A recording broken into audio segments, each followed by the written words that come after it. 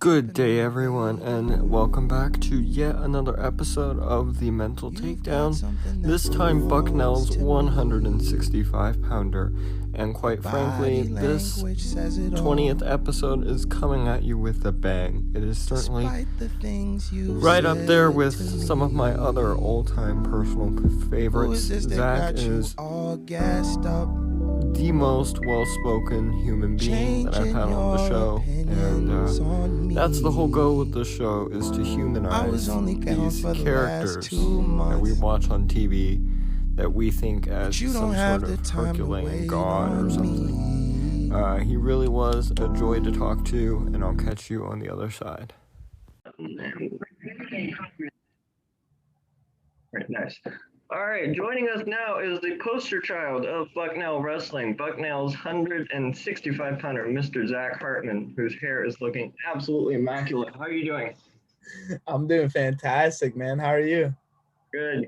What's been going on with you? You know, I like to think that I pick my guests deliberately, but, you know, upon second thought, I think subconsciously I'm just jealous of everyone's hair.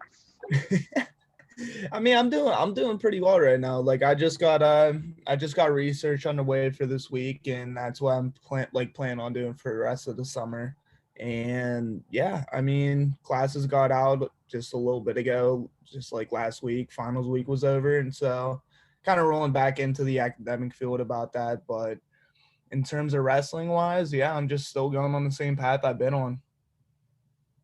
Very good path indeed. So are we doing the obligatory camps across the country? I mean, I'm doing a lot of kind of not looking at it like a selfish way, but because obviously I'm trying to like influence people that are like around me. And so, I mean, this summer I'm just more likely than most just trying to stick to trying to become like Bucknell's first national champion. And so I'm going to do everything I can that like in that kind of light just to like maximize my potential and to optimize on opportunities and just be able to do the best that I can and give it the best shot I got. Now, you have always been, and you know, when I say that I'm not going to do something, get ready for me to do it for a minute straight. Not to pander, but you are one of the most, I guess, well-spoken guys that I've come across while doing all my pre-show prep. Where does that kind of come from, and how have you dealt with media and whatnot and lunatics like me for career?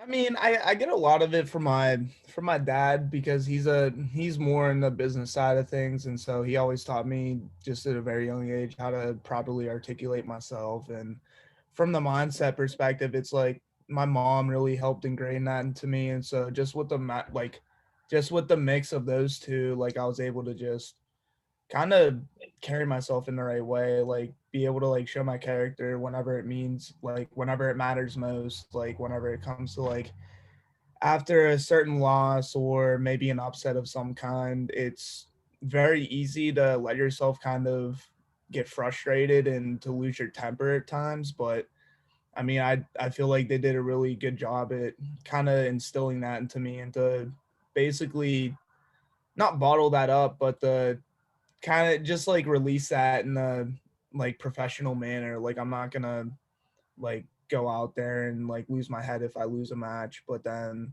at the same time I'm not gonna go out there and if I win a match, like for example, like against Schedule this year in the EIWA finals, like I wasn't gonna act like I wasn't there before. You know what I mean? Like I was always taught to lose the same way that you would win. And so just having that sort of like leveling mindset really helps out. I mean, I have to give all credit to those two for that. So in layman's terms, we're not getting a backflip out of you anytime soon, no? I mean, you wouldn't get a backflip out of me. I mean, first and foremost, I probably couldn't even do a backflip right now. Like, I'm no Gable Stevenson with that. And yeah, I mean, you're not gonna get me like throwing my headgear just the same way that you're not gonna get me like flaunting to the crowd and like stepping over someone. I just think that's really unprofessional, and that's just not what people enjoy. We'll go over. My signature technique is asking all my questions entirely out of order, and I don't realize that until like halfway through. But we'll go over kind of this like crazy shortened whatever season. Now, here's instead of like asking you how it felt, because I know you've been asked that like every wrestler's been asked that a gazillion times. Now, I'm wondering because how many fans do y'all have? Do y'all have any fans at all? During the dual season and whatnot? We weren't allowed to have any fans except for like I know the one tri meet that we had down in WVU, like there's a little bit of fans there, but in terms of like a home schedule, we weren't allowed any fans. But that doesn't mean that like I didn't have the fans watching me. Like we had like all the matches were online, they were like recorded, and I mean it's nice to know that they were still watching. It was just kind of tough not being able to visualize that.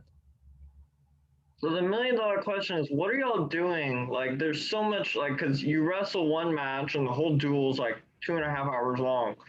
Like, like, similarly to how I wonder what, like, baseball players are doing when they're just, like, in the dugout, what are y'all doing when nothing's really happening? Because now there's no one. You look around and there's wisps of silence. Yeah, I mean, the one of the points I was gonna kind of touch on just with this podcast was I like to look at it like I try to control the controllables and leave the uncontrollables untouched, because it's not an efficient way to kind of get yourself in the right mindset to wrestle. And so whenever I'm sitting there and there's not much going on around me and there's no fans in the crowd, it's kind of a lot of just internal talk, like inside of my head, trying to make sure that I got everything right that I can control. And the things that I can't control, like I can't control what the other dude's doing, so I'm not focused on that. I can't control if I'm gonna win the match. I'm not focused on that. Like I'm just more so trying to get everything that I can control in line, so that way I go into the match and I'm able to just execute the way that I planned on. And the results may differ between that, but it's the process that I'm more focused on. Like I'm not trying to go into a match and just hold on just to win. Like I want to go into that match and be able to execute to the best that I can. And at the end of the match, if I end up losing that match, I lose that match. Like it's not like I'm gonna beat myself up for that, but I don't want to go into a match and have the mindset of I want to hold on so I can win and like only win 3-2. Like those matches are the ones I remember the most, because those are the matches that kind of eat at me because I didn't optimize on that. Like I didn't fully execute my plan. I didn't fully let myself like fly in that match. And so I'm just really trying to control like my attitude, my posture, like just make sure I'm going into that match fully prepared as to what I can prepare for. So are you doing a lot of like, do you internally like talk to yourself out loud and stuff like this? I mean, it's something that I started learning a little bit. Like I learned it a lot from my one coach. He's not technically a coach, but I like to call him a coach because of how much influential power he had with me. And his name's Coach Dustin Minotti. And he taught me to sort of talk to myself as if I was like my own best friend. Like the way I like to really talk about this is like if my best friend went out there in like the state finals and he lost the match, it's how am I going to talk to him? And 9 times out of 10, I'm not going to say, oh, you suck, like you stink, or I'm not going to beat him down because that's basically bullying in my opinion. But I'm more so going to try to uplift him. I'm trying to get him back on the right path and like, listen, man, like you got this next year. We just need to put in a little bit of work. And he taught me that way of talking to your best friend, why would that be any different than talking to yourself? And so I started taking that approach. Like most kids, when they lose a big time match like that, like it's a lot of self bashing. It's a lot of like bagging on yourself and really like putting the weight on your shoulders and like it's all your fault. But it's being able to talk to yourself in that positive manner that just makes it better. Like that's when I started developing that, was whenever he taught me that, I was able to kind of talk to myself a little bit more. And like being able to talk to myself like that, like internally, especially like in matches where the in-match adjustments are crucial, that really, I felt, propelled me to just constantly attack. And yeah, that's really where I started developing that. And that's like every single match you saw me this year, I was in my head talking to myself. Like it was kind of like having a co-captain next to me and like readjusting the plane when you're flying. It's like it's the communication I have with myself that I'm like, okay, his left leg's kind of leaning a little bit. He's a little bit heavy on that, so maybe attack on that next time. And it feels a lot more productive that way. So culturally, is that something that you have kind of brought and implemented to the team per se? Yeah, like I take the guys out, like especially during the summer. This is where we make the biggest gains. Like I'm able to kind of relax a little bit from that, like being in the trenches, as my coach likes to say. Like I'm able to relax with that and able to kind of expand on my mindset a lot. And so like over the course of the summer, my mindset is going to be completely different than it is now. And that's not in a like negative way. That's in a positive way. Like I'm able to spend a little bit more time trying to like tweak little screws that I have to make it a little bit more sound. And it's just progression at the end of the day. And I absolutely try spreading that throughout the team. So are you willing to try things? Are you willing to like taking more risk is not the term, but we're not going to spend time waiting for my brain to find the right term. Like taking more risk during the off season than you would when you're in the trenches? I mean, it's kind of, I don't know if risk would be the right word, just like you said, but it's like I allow myself to kind of venture outside of my comfort zone a little bit, like a little bit more than I would in the legitimate season. Like I like whenever it comes to season, I find myself getting into kind of like a typical routine. Like I'll like eat the same things every day that I find makes my body, like I'm doing a lot more fine tuning. And it's always like, if it's not broken, don't fix it. And so I find whatever works best for me, and I kind of zone in on that and stick with that throughout the entire season. But whenever it comes to the off season, like what, especially during the summer, I'm much more expansive and kind of trying per se with different things. Like I want to, it boils down to just as small as like trying different foods that I never tried before. Like I used to be this one kid. I always joke about it with like my friends and family and everything like that. Like I used to be the kid that would show up to Thanksgiving dinner and ask for a peanut butter sandwich. Like that was me. Like that's kind of, it's kind of like weird to say now, but it's like now it's a thing where like if I never tried a food before, I make it a thing to try it before I make any sort of like interpretation or opinion about it. And yeah, I mean, in the summer, I definitely expand a lot more than I do during the season, just because that time crunch between like October and March, where you really have to start fine tuning things, that's where you really need to start focusing on like, okay, what makes me feel the best? How do I react to this? And really getting your body on like a rhythmic cycle, so that way you're able to like effectively prepare yourself for a tournament like nationals. And it's, yeah, it's a lot of fine tuning. Like the one analogy I use for that is like over the summer, it's kind of like I like to look at it as like forging a sword. like like in the summertime, that's where I do the legitimate forging. Like I make the sword as big as possible and like shape it how I want. But whenever it comes to season, it's like I don't have time to forge more on that sword. The only thing I can do is find like sharpen it and really polish it up. Like I'm not gonna go outside of what's been working for the time. And so I just zone in on those couple things. And it's gonna vary, but yeah, that's typically like the rhythm that I have. why am I still here? You can run this whole thing yourself. You took. I mean, dude, I love talking a lot about this kind of stuff. Like I take my teammates down to the river, like, and literally just talk. Like I like it's not even it doesn't have to be like even a team sense. Like I can literally just like I went on a run with a couple football players. I think it was fall this year, and never saw him a day in my life before. Like I knew of him like from Instagram, but it was just like I went on a run with them and like talked for hours about this kind of stuff. Like they were just picking my brain about it.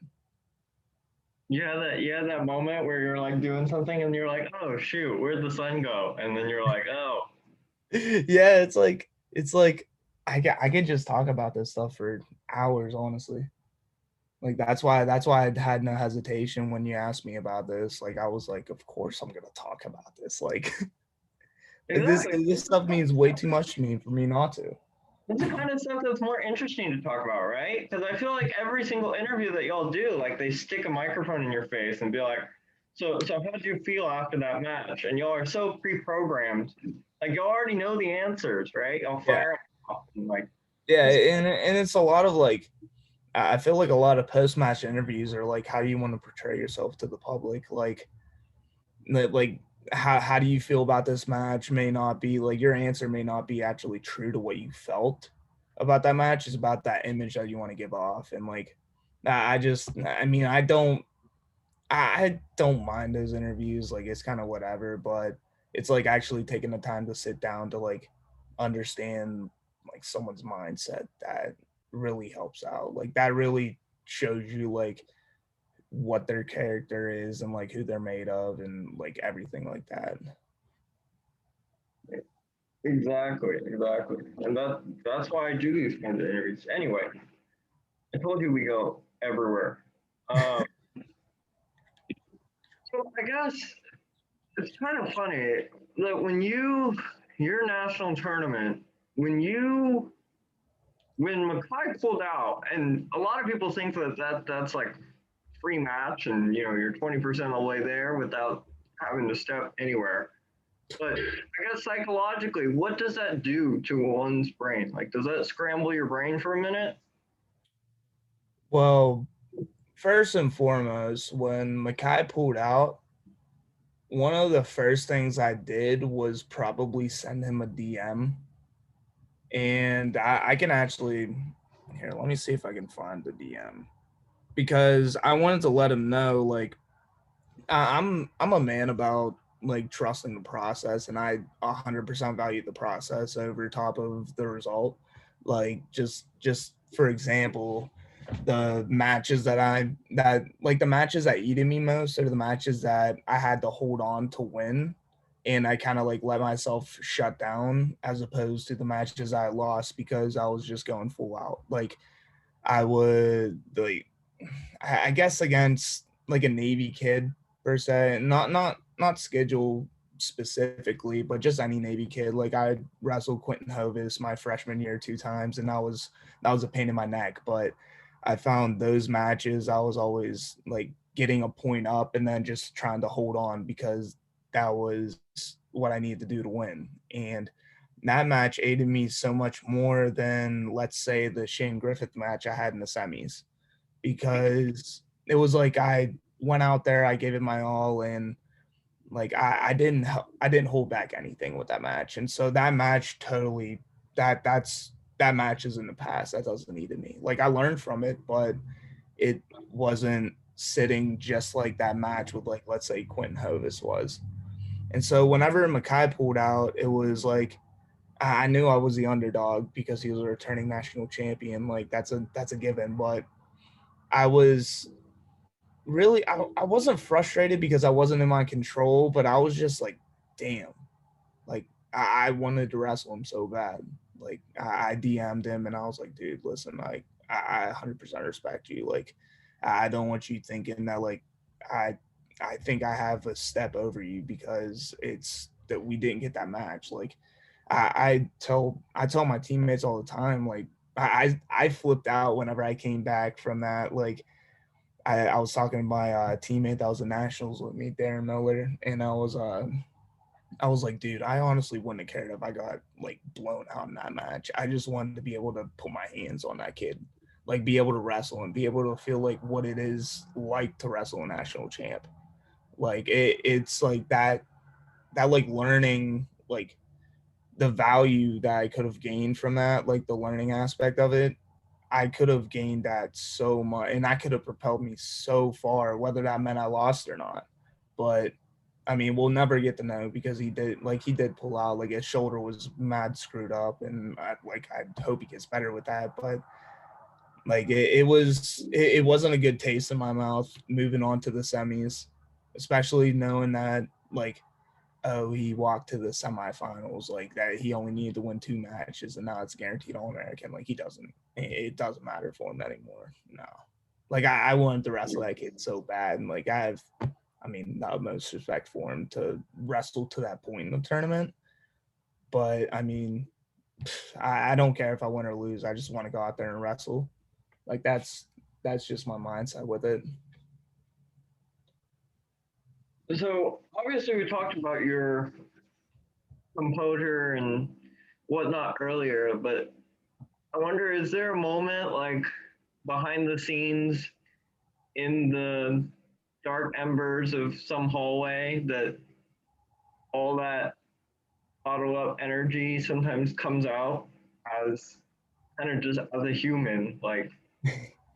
Yeah, I mean, dude, I'd lie if I said no. Like, I definitely, everyone has that breaking point at like when they bottle stuff up, and especially with like just the scenarios I had going on with just like stuff that I just the scenario I had going on. It was like everyone's bound to kind of release their emotions, but I always realized that, and it's just been ever since I was a little kid, like in high school, like it's about not like you don't want to let your emotions burst on the mat. Like if that means going back into some dark hallway or Okay, let's pray to God that my internet did not do that. to the mat, like if that means that you're gonna go back in the hallway and like have to scream your head off so that way you're on the mat like fully composed, that go for it. Like I've had times where I've sat down and I was like, I'm about to scream. And then like I'm gonna let that ride out, and then I just get myself recomposed, and then that way I'm able to go out on the mat with like no weight on my shoulders. So is that how, I'm wondering, because you've won, I mean, short of a national championship, you've won everything under the sun, pretty much. So is that how you kind of apply your perspective to kind of those like materialistic things? And I know you want to, obviously goes without saying, you want to become Bucknell's first national champion, but is that sort of like a given, or do you and your coaches and teammates talk about that all the time? I mean, it's I like to base my goals, and this kind of revolves back to like the controllables versus uncontrollables. And like when I say that, first and foremost, I mean like a controllable would be like attitude. Like I have 100% like say in what my attitude's like injuries, that's an uncontrollable. Like I'm not able to control what he does. I may happen to like, let's say my knee, knock on wood, but it's being able to control those things to the fullest and realizing that that's all I can do. And so my goal, like, yes, it's to be a national champ, and that's kind of like an aspiration of mine more so. But my true goal lies like every day, and that's honestly to be a better version of myself today than I was yesterday. Like I live by a motto by like one it's an older bodybuilder, like not an older bodybuilder, but he died pretty much early. But one of his quotes that really stuck with me all throughout high school was it's from Greg Plitt, was sacrificing today for tomorrow's betterment. Like being able to take today and do actions today that are going to serve as a stepping stool for tomorrow. And like little by little, just like bettering yourself every single day, you're going to be able to get to that point to where like you'll win an EIWA championship. And then like to you, it will be like, I don't know. I was honestly more, I was more enthusiastic about my roommate Miller qualifying for nationals. Like my true goal lies within like only things that I can fully control. And if I get that goal and I succeed at achieving that goal every single day, I know I'm doing everything I can in my power. And that's really back to the whole process thing, like understanding that the process is so much more important than the results. Like though if you solely stick to the process and like put everything you got into making sure you're doing the right things, like the results are going to follow, but at the same time the results won't mean anything to you. So on a deeper philosophical level, then I guess materialism, in a way, you view that far lower than I guess a lot of other people that I've had on the show now.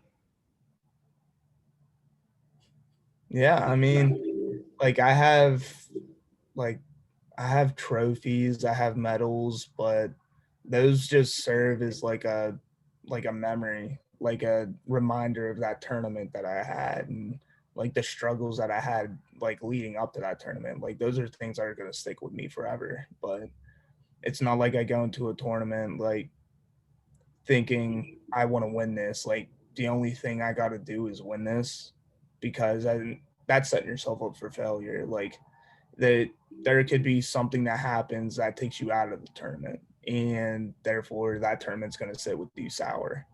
So I always try to give myself the best opportunity by just going into the tournament fully prepared and realizing that like everything that I've been doing is right. And I guess it is like on a deeper philosophical level, just like going in with sort of like a mindset of like I've done everything I can and like God can only take me from here. Like I'm gonna give it everything I got, and like if that means I go 2-0 and I go 2-0, I just know what to work on next time, and I'm gonna come back stronger. But I'm always gonna be progressing. Like the moment that I start regressing and start like allowing myself to lose like a single leg, allowing myself to lose like like that's the day where I start like I should just pack up my shoes, because that's not a progressive mindset. So, oh, here we go. I literally feel like a kangaroo jumping around all these topics. And I swear no one sees my show notes because they're just a disaster. No one knows what they say except for me. But I guess when you first get to, because unless you can correct me if I'm wrong, unless you've always had this going into college, like when you first get into a college room, did you have like a moment of like, oh, here we are, like it's happening, you Oh know? yeah. I mean, my first ever match was a try meet against VMI and at two other schools. I forget what other schools they were, but we had three matches that day. And my first match I had, it was like probably the middle of the first period, and I was just like walking back to the center, and I was like, oh shit, this is D1. What? like it wasn't like the practice room, it was the like competition that really hit me with that, like the realization of like that's like that difference between high school and D1. And it was a bit of an adjustment, but the I mean, my mom really helped me out with this, just with like teaching me this ever since I was a little kid, was just the value of time management. Like if you are able to manage your time and compartmentalize that into like specific things, you can get a lot more done with your time and be more efficient with that. And I mean, the realization that I was going to D1 and like college and everything like that, mixed with that mindset that she really helped me develop, that helped out a lot, just with like making that transition smoother, because it definitely is a transition between high school and college. Like I was talking to one of the incomings yesterday actually, and I was telling him that it's kind of analogous that high school wrestling is like the checkers version of, and like that's checkers and D1, especially especially D1 college, like wrestling is that's chess. Like there's, you got to think like 3, 4, 5 steps. You got to think like 3, 4, 5 steps ahead, as opposed to just, oh, I'm gonna do this, let him do this. Okay, what am I gonna do next? Like you got to set up things. Like you gotta start playing a little bit of that mental warfare to like, maybe I'll put my leg out here so that way he feels like he can get it, but he's not realizing he's opening a complete new angle for me. Like it's little things like that that really started like becoming more prevalent in college wrestling. Like I started learning that a lot earlier than most, I feel, and that really helped me propel the way I did my freshman year. But it's, I mean, time management is crucial for that transition. And yeah, I mean, I definitely had that realization that like the earlier the better I feel for that. Like that means that first duel of the season, if you have an option to be in or out of that, you better be in, because once you get that realization of like, I got my first collegiate match out the way, then from that point, you know what to look for. Like you know what to work on, as opposed to sitting on the bench and just watching it go like in front of your eyes, thinking that you know what's going on. Like it's, getting that realization piece is crucial. So then, can you sense when someone's like playing mind games at this point? You're so ingrained into these things that you're just like, I, I think I know what's going on before it even happens. Like, so one of the things I like to do with mind games is just like, it honestly is like how, it's not about how many points you can score. It's about when can you break that guy mentally, because once you break a guy mentally, you can score 10 points in a matter of 30 seconds after that.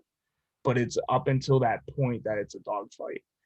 And I mean, one of the ways I like going about that is like, I'll basically like let the guy, not let the guy shoot in on me, but like when a guy shoots in on me, I'm kind of happy about it because I feel comfortable there.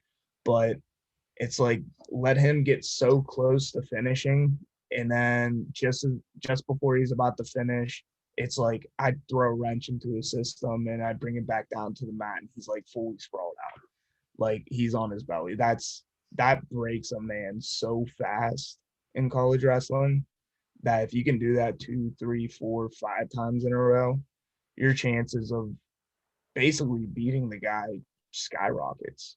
Like you do, if you're able to do, if you're able to do those mind games like that and be able to actually break that guy mentally, he's physically going to break right after that, and that's when you can start opening the match wide up. Lose the battle, win the war, right? Yeah, I mean, so, the battles, you gotta value the battles. Like, I mean, the war in general, you obviously want to win the war, but sometimes with the battles, you just gotta like, you gotta give some, then you gotta take some. Like you just, as long as you're constantly looking to just break that guy's morale throughout the match, you'll be fine.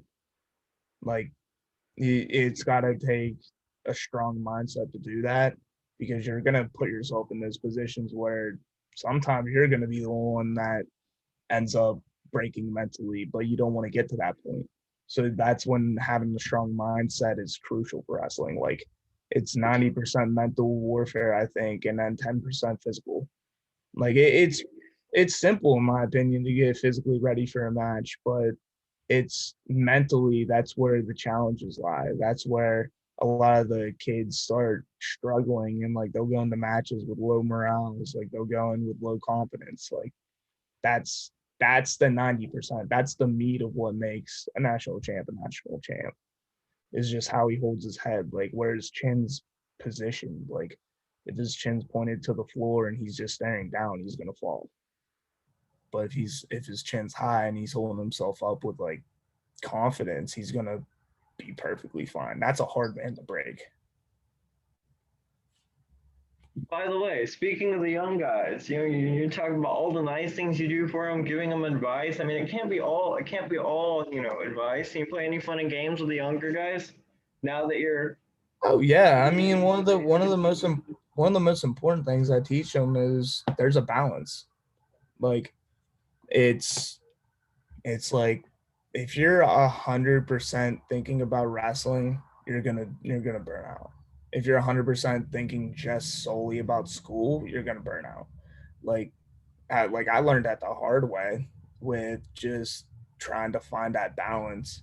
But then once you find that balance, it's like, okay, like I can have the best of both worlds. Like maybe I won't be able to go out to a party every night, but like I'm able to hang out with friends. Like maybe like if they're drinking, I don't have to drink. I can drink water. Like I'm teaching the young guys that you can still do the fun things that everyone does. You're just gonna have to sacrifice a little bit. It's kind of like a gray area, like a spectrum. Like it's not just an on and off switch. Like a national champ just doesn't sit in his room and like look over moves 24/7.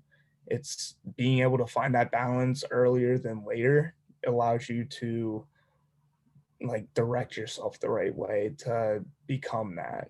You know what I mean? Like it's kind of like it's not like a work hard, play hard mindset. Like I feel like that's a little bit like skewed, but it's definitely like I can have fun while still being on the right path. Like it's not just head down to the grindstone and just grind. Like I can have fun. Like I play with them all the time. Like it's like it's hard to. I guess play isn't the right word, but it's like I do fun things that kind of it's their realization of like, oh, Zach Hartman's doing this and like he's doing that out there. You know what I mean? It's like you can have fun. Like you can definitely have fun. It's just being able to find that balance between like compartmentalizing that social life with the academic, with the athletic. Like whenever I'm in practice, I'm solely invested in practice. But whenever I'm playing like Call of Duty, like I'm solely invested in Call of Duty. You know what I mean? Like I'm not thinking about wrestling there. Like I'm 100% invested in that. It's like same with the books. Like whenever I'm studying for an exam, I'm solely invested in that. But allowing myself to kind of have that balance between that and realizing that it's okay not to think about wrestling 100% of the time, that really helps out. And teaching these guys at a young age, like I'm not gonna like watch over their necks and make sure they're doing everything correct because I just don't believe in that kind of mindset. But like showing them that you can have fun as long as you don't screw up and you're still putting in all your effort into everything you do, you'll be fine. I mean, I feel like if you don't do that, you will bust, right? And Oh, although 100. the media, although the media, and that's the funny thing is like all of us, like whenever somebody loses that's not supposed to lose or whatever, we like to look at, he wasn't as sharp tactically or something. When I feel like many times, almost all the time, really, it's one of those things where like something's going on behind the scenes where they're just not up to par. I mean, it's that that's the whole reason there's a match. Like it's to see who comes out on top. It's not like you have all these bracket pickers or I don't even know what you like bracket predictors, I should say, that it's like, oh, the 8 seed is definitely going to lose to the 2 seed. It's like you don't know that. Like that's why there's a match. Like they're going to go at it. You don't know until the match is over. Like it's like making up reasons why someone lost is BS in my opinion. Like it's you have to accept that loss and move on with it. Okay, I have a little confession. I just glanced over at the clock for the first time in this 40 minutes, and holy crap. Okay, You're just one more fine. thing. I'll let you go. I already broke my promise, so I feel a little bad. But I guess I always throw this question in towards the end because I always get interesting answers out of this one. You are, if my notes serve me correctly, you're training to become a orthopedic surgeon, no? Yes. So that's what you just got into. So what do you take anything? Have you taken anything from the academic side of things, specifically to your major, that have kind of opened up new things for you, either in wrestling or outside of wrestling?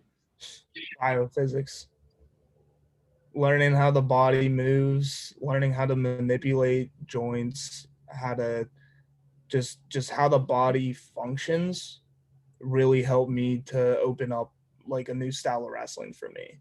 Like the way I like to really explain it to people is it's really understanding that like if I had a person standing, right?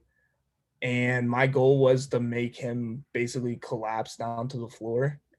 I can do it multiple ways, but let's do two examples. One, I could push on the top of his head and try pushing him down. That's going to take a lot of force, right? Or I can walk behind him and pop his knees. Like it's not like not in a dirty way. Like I'm not trying to be dirty with that, but like it's understanding that if I like pull his knees forward like this and his knee does this, he'll collapse so much easier than if I just try to force him down.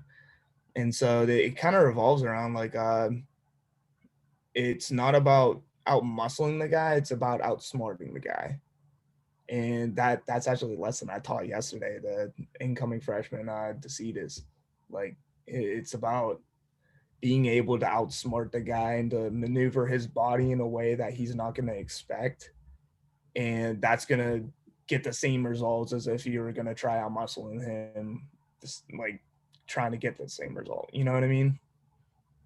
Yeah. So you think coaches will start implementing kind of those things within?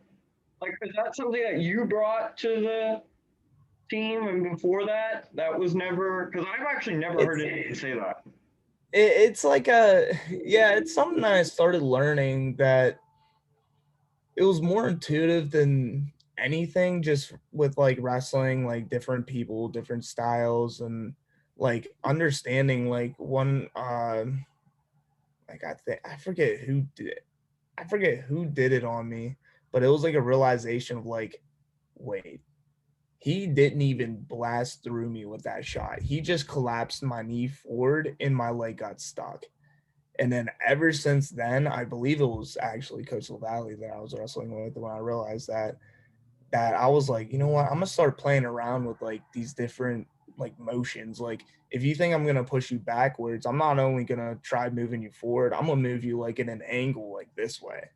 And that's gonna throw your whole equilibrium off. And then next thing you know, it's like I'm grabbing your wrist and not pulling straight down. I'm pulling at it like a weird angle. So that way it's like you're not used to that. You know what I mean?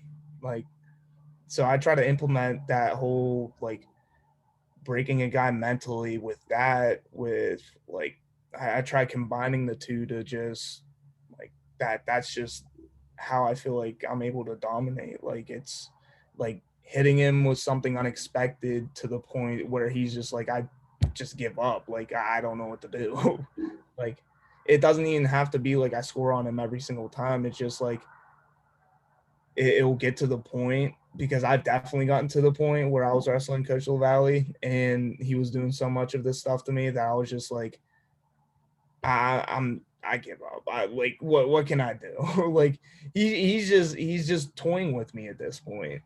And I started learning from my mistakes from that and translating it into this new style that I've been trying. Like, well, not new style I've been trying, but like I've been working on it for a while, you know. Can you imagine sabermetrically 20 years down the line? It's like, push this guy at a 30-degree angle, he'll fall over that way. Yeah, yeah. Exactly. No, seriously, I think about it like that, man. Like I was watching a Bozigar, not Bozigar, I was watching I believe it was Beat the Streets, Yanni versus Bajrang.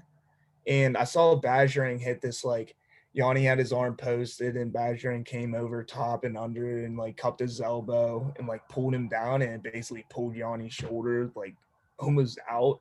And I was like, wait, I've never seen that. And I started playing with that and it was like I started developing like that motion of like, okay, I know I can snap a guy down with this. I know if I turn this way and I instead pull towards me and I pull like around this way, it's like I know how he's gonna react. And so that way I'm able to gauge my attacks off of that. And it's a bunch of playing around. It's a bunch of trial and error and just trying to understand how the body's gonna react to certain like forces, and that really opens up a lot of opportunities for takedowns. I literally said 10 minutes ago we're gonna speed it up, and here we are. All right, we'll finish on one fun one because that's what I always like to do. Now you grew up like right outside Pittsburgh now, Yes. so unless you want to talk about the Pirates and their sad state, how on a scale of 1 to 10, how big is your Steelers fandom? I mean, eh, based on last season, I didn't. I was really pumped whenever they were like 11-0. But then when Juju and Claypool started talking and like started flaunting a lot and going on TikTok, I was like, you know me, I'm not a man that like if I would win national champion, like if I would be a national champion, I'm not doing a backflip. Like it's like that same mentality. Like I just feel like they like quit talking and just do more walking. Like let your season talk for you. And like if you want to talk after the season, that's fine. But like you know how bad you just jinx yourself losing in a wild card game? Like come on. Like that's it was just me shaking my head. Like I would be like, "Oh, sick! The Steelers are doing really well. Like we're gonna go into the playoffs and do fine. Like we're gonna do good." But and then they started running their mouths, and I was like, "I got a bad feeling about this." And then next thing you know, it's like out. All right. And then we won't even get to what happened to the Pirates today, but okay. Did you see that yet? No, I didn't. Oh my gosh. Okay, I'll give you the 20-second rundown and I'll let you go. So they were playing the Cubs and they had a guy on second and there's two gone. So literally the ball gets hit to third and then he throws it across the diamond, but the throw pulls the first baseman off the bag. So you know when the first baseman and the runner get into each other and all they have to do is tag. Wait. I think I saw this on Instagram. Did someone end up running in and the dude that had the ball ended up getting the second? Yeah, but I was surprised you hadn't seen that. That's No, I saw that. I just didn't put two and two together that was the Bucks and Cubs, dude. Like, oh boy. no, yeah. Of course. I mean, if you ask me what team would end up like doing that, I would have told you the Pirates. Like, I love Pittsburgh. It's just the Pirates, man. I don't know. All right. Next time there's a general manager opening job, you're gonna put your name in there, all right? And we'll turn this thing around. Okay? All right. Well, you spent way too much time with me. I'm too crazy to keep you on any longer. So take it easy. Have a great season. Yeah, I appreciate it. And I'll send you the file. And I suspect you won't want to like cut anything out or anything. But if if you're mulling on it an hour later and like, ooh, shouldn't have said that, you just let me know. And Oh no, you're in the best light possible. yeah, no, you're I mean, dude, that's the run. Like I'm not gonna sit here and nitpick it. Like, you know what, take this out, keep this in. Like, just keep it all out for the people. Like that's my mind. That's my mind basically just dumped out onto a sheet right there. So you've been absolutely marvelous. Take it easy, Zach. I appreciate it, Daniel. All right, I'll let you know when all the stuff is good. I do edit like an old grandpa. I'm just warning you. So I promise I'm not forgetting. Oh no, you're perfect, man. You're fine. It might be a day or two before I get around to it. Oh, you're perfect, man. All right. You take it easy. Take it easy. Take care. I tried with you. Thank you so much for tuning in to yet another episode of The Mental Takedown. My many thanks to Zach for being so candid and answering all of my questions and leaving nothing off the table. There'll probably be a blog post to go along with this coming out in the next few days because, like I said from the very beginning, this was indeed one of my favorites. Let me know what you thought. Leave a like if you did enjoy it, and leave a comment. Let me know what you thought if you enjoyed it as much as I did. Follow the Instagram, follow the Twitter, all that good jazz that every podcaster says at the end of the episode. And until next time, this is Daniel signing off. I hope we see you again soon. Feel away.